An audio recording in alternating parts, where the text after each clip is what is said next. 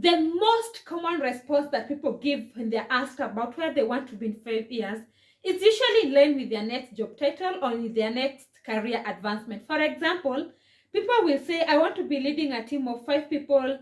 If you've been hired as an assistant accountant, you start telling us you want to be a senior accountant by the time 5 years are ending. But what the employer or the recruiter wants to hear is, if I give you this role of an assistant accountant, what value are you going to add to my organization in the next 5 years? How competent are you going to be? I'm not giving you a stepping stone so that you keep on hip hopping from one job to another. In fact, they're also testing your loyalty. How long are you willing to stay in this organization? Do you want to be here for 1 year as an assistant accountant, then after 2 years, you want to skip to the next role? They are looking also for stability. So hi guys, and welcome back to this amazing channel. I'm Lady Jenster, in case you're new here. I do videos relating to career and corporate workplace every Wednesdays at 1 p.m. So make sure you hit the red button, subscribe, become a member of this family, especially if you are employed or you're looking into being employed in the near future. Also, leave a comment down below and press the notification bell so that anytime I get to upload a new video, you're among the first people to be notified. So today's video is all about a common interview question. It is usually asked maybe in the first interview or the second or even in the final interviews. Where do you see yourself in the next 5 years? You cannot miss that question in any interview. So you need to know how you're going to ace that answer, because once you've secured the interview, you want to ensure that you answer the questions appropriately so that you end up landing in that job. So today, let's find out on how we are expected to answer that important question. I think it's important I start by finding out, why do recruiters ask this question?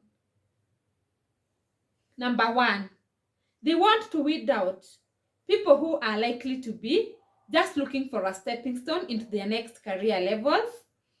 And they are also testing your stability to stay in that organization in the long term. 5 years is quite a long time, but if you think about it, it's not so long. So the employer doesn't want to keep on recruiting people who are looking into jumping into the next level. They want to hire, if they're hiring an accountant, we want the value of an accountant. We are not promising we are going to give you the role of a financial reporter or an auditor in the near future. The position available is for, okay, I want to use an accountant as the example because accountants work in all fields. So it is not appropriate for you as the one being recruited to start saying you want to go in the next 2 years, you want to have left the organization. In the next 3 years, you want to have done this and this. The best way to answer this question is narrowed down to the level of expertise you'll have gained in the 5 years. Maybe you'll be able to train other team members in the organization. If you've been hired as a salesperson, you will want to say, in 5 years' time, I want to have grown my production by 200%. If you're hired as a director, then you talk about the strategy you are going to put in place. If you are the HR being recruited, then you need to give us people skills that you're going to bring on board and the level of expertise you're going to show in the next 5 years. Maybe as you're being hired, you're just an entry level who is not even professionally qualified. So as you answer where you want to be in the next 5 years, you'll say, probably I'll have finished my academic and professional qualifications. I'll have done this certification. I'll have brought this big portfolio to this organization. I'll have sold this product. I'll have, if you're an IT person, you need to say, I'll have maybe introduced this code or this product that is going to save the company this amount of money.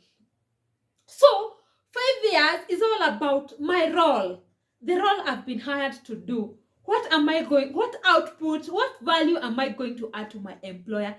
It is not okay to start telling us about how you want to lead a team of 10 people in the next 5 years. You don't do that. We didn't hire you. We are not even promising we are going to give you another job. All we are interested and care about is the current job that we are offering to you. This question is usually all about what are you going to be in regarding to this particular role, not who you will be. If we hire you as an assistant today, in the next 2 or 3 years, we expect you're not going to be assistant. You will even be training other new members who are coming on board. But we want to narrow down to this particular role we've given you. So it's all about, if we've hired you as an assistant manager, what value will you have added as an assistant manager in the next 5 years? It's not about the title. It's all about you are going to be a manager. You are going to be the head of our department in the next 5 years. It's good you learn to draw the line.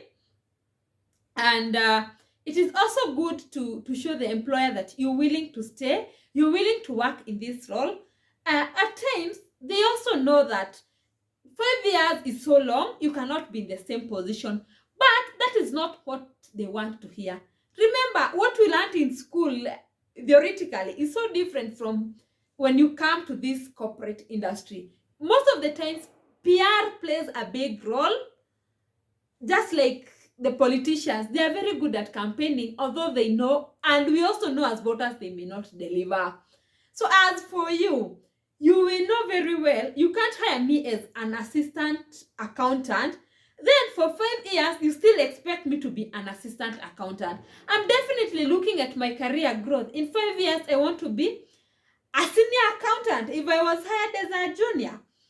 But the employer doesn't care about that. It is not what they want to hear. So play your politics very well. Depending on your profession, tailor your answer into value proposition, narrow down to this specific role you've been hired to do.